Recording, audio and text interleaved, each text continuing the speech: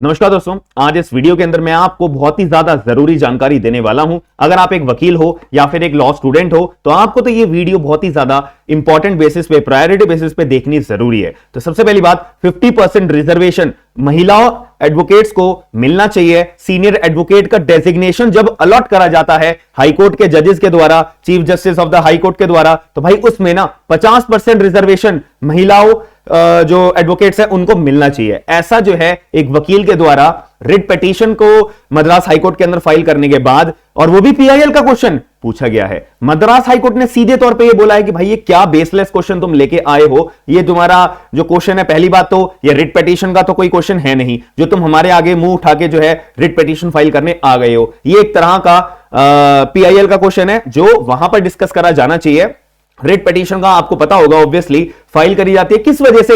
भाई आपका अगर कोई भी कॉन्स्टिट्यूशनल राइट वायलेट होता है, अगर आपका कोई भी लीगल राइट वायलेट होता है, तो आप रिट पिटीशन का इस्तेमाल करके कोर्ट से जो है अपना रिलीफ क्लेम करने के लिए रिट पिटीशन फाइल करते हो। और पीआईएल फाइल किस लिए करी जाती है कि एक जनरल क्वेश्चन आपको लगता है कि यहां पे जैसा अब ये चीज गलत हो रही है, तो यहां पे ये चीज गलत हो रही है, तो इसको पीआईएल की मदद से आप कोर्ट के नोटिस में लेके आते हो कि ताकि कोर्ट जो अपना जुडिशियल माइंड अप्लाई करके पीआईएल का इंपॉर्टेंस के ध्यान में रखते हुए यहां पे आगे क्या कार्रवाई हुए वहां पे जो है जज साहब अपना डिसीजन सुनाए। आप पीआईएल इसलिए फाइल करते हो, रिट पिटीशन किस लिए फाइल करते हो वो भी मैंने आपको बता दिया। तो यहां पर आप लोग मुझे बताइए, क्या वकील साहब के द्वारा पहले ही, अभी मुद्दे की बात हम बाद में करेंगे, पहले रिट पिटीशन जो फाइल करी गई है वो बेसलेस होगी या नहीं होगी? अगर आप जो है एज अ लॉ स्कॉलर के तौर पे अगर बात करूं, बिल्कुल होगी। मद्रास हाईकोर्ट के जज साहब ने भी क्लियर शब्दों में यह बात बोली है। तो यहां पे 50% रिजर्वेशन की जो बात करी गई थी, यहां पे सीनियर एडवोकेट का जो डेजिग्नेशन होता है ना, वो एक तरह का एक ओहदा होता है, एक वो तरीके का टैग होता है, वो जो काबिलियत के तौर पे मिलता है,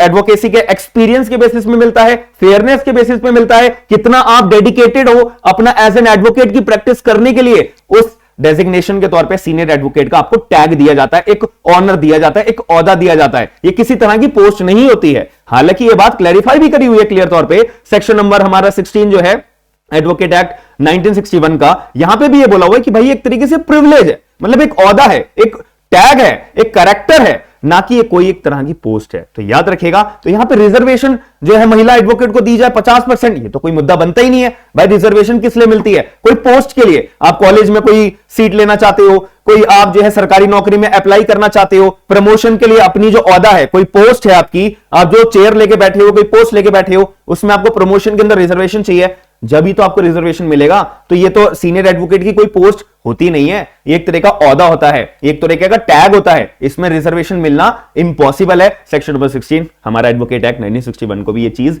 क्लियर करता है। जो एक वकील के द्वारा जो रिट पिटीशन फाइल करी गई थी, जो कि बेसलेस थी, बहुत ही ज्यादा बेसलेस थी, यहां पे मद्रास हाईकोर्ट के जज साहब ने ये बात बोला है। इनफैक्ट जो रिट पिटीशन फाइल करी गई है उसको डिसमिस कर दिया है मद्रास हाईकोर्ट के द्वारा। Reservation for women in the designation of the senior advocates, Madras high court ने ऑब्जर्व करा कि भाई ये एक तरह का प्रिविलेज होता है, ना कि कोई पोस्ट होती है, और ये सेक्शन 16 में भी क्लैरिफाई करा हुआ है। ठीक है। अब जरूरी जानकारी मैं आपको आगे अभी देने से पहले एक इंफॉर्मेशन दे दूं जो बहुत इंपॉर्टेंट है लॉ स्टूडेंट्स के लिए, और इनफैक्ट जो एडवोकेट्स के लिए जो अपनी जुडिशरी की तैयारी कर रहे हैं। तो जैन सर लॉ क्लासेस मेरा ही अपना एक पर्टिकुलर पोर्टल है, तो जहां पे मैं आपको जुडिशरी की तैयारी करवाता हूं। तो अभी आप सभी लोगों के लिए 2023 जो हमारे जुडिशरी एग्जाम्स आ रहे हैं, उनके लिए मैं आप लोगों के लिए एक अपनी क्लास लेके आया हूं, जहां पे मैं कंप्लीट बेसिस पे आपको सीआरपीसी की पढ़ाई करवाऊंगा। पूरा का पूरा आपको लेटेस्ट केस लॉज मिलेंगे, और टॉपिक वाइज आपको केस लॉज मिलेंगे, टेस्ट सीरीज मिलेंगे। जैसे ही आपका एक टॉपिक खत्म होगा, वहां पे आपकी टेस्ट सीरीज कराई जाएगी, प्री की तैयारी होगी, मेंस की तैयारी होगी, प्रीवियस ईयर क्वेश्चंस हम सॉल्व करेंगे। इनफैक्ट आपको डिटेल डिस्कशन भी करने को मिलेगा, लाइव एंड रिकॉर्डेड क्लासेस आपको देखने को मिलेंगी।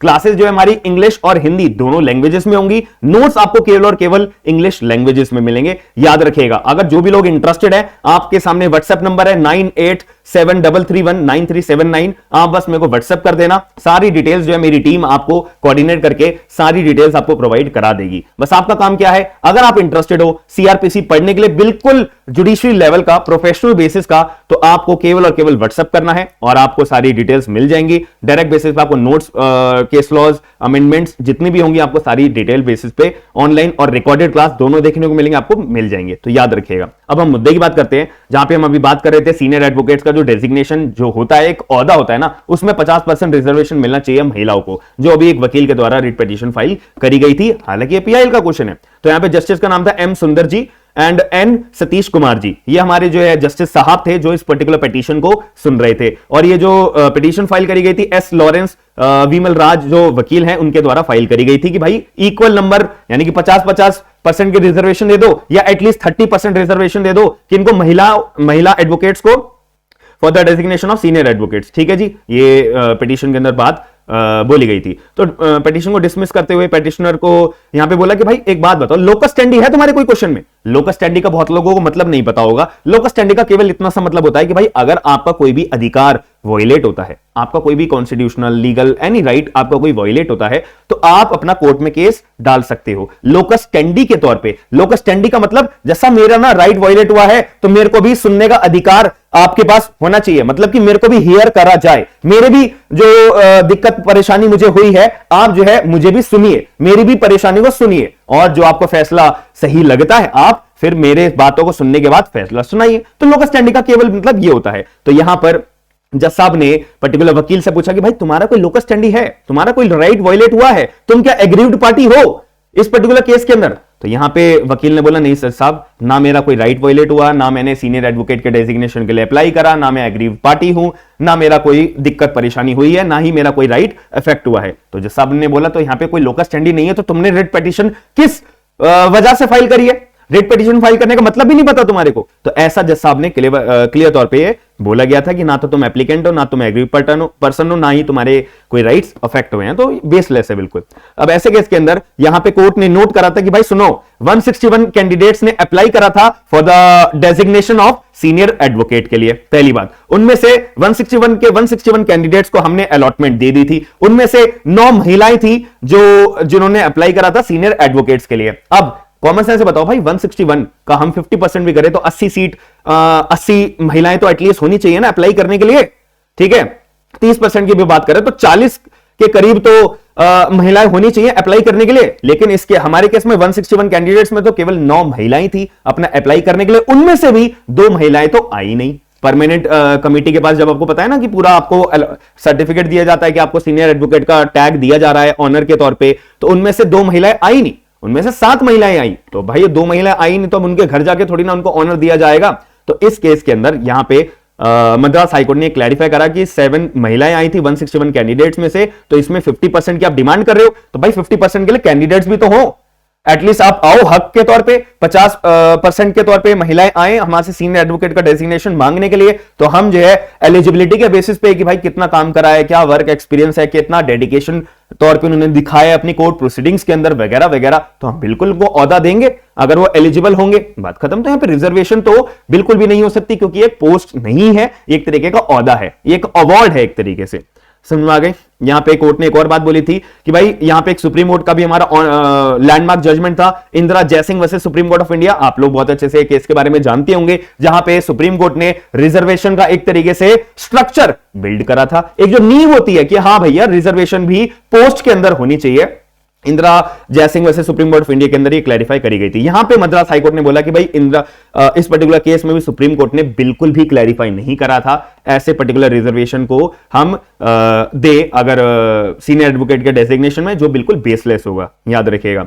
तो अब यहां पे जो जस्टिस कुमार थे उन्होंने फर्दर एक और बात बोली थी कि जो हमारा सीनियर एडवोकेट का जो टैग, ये एक प्रिविलेज होता है, एक ऑनर होता है, और इसके अंदर रिजर्वेशन बिल्कुल भी नहीं हो सकती। ये मिलता केवल उन्हीं लोगों के हैं जो मेरिट बेसिस पे एबिलिटी रखते हैं, सक्सेसफुल कैरियर रखते हैं मेंबर ऑफ द बार के अंदर, इररिस्पेक्टिव ऑफ द जेंडर।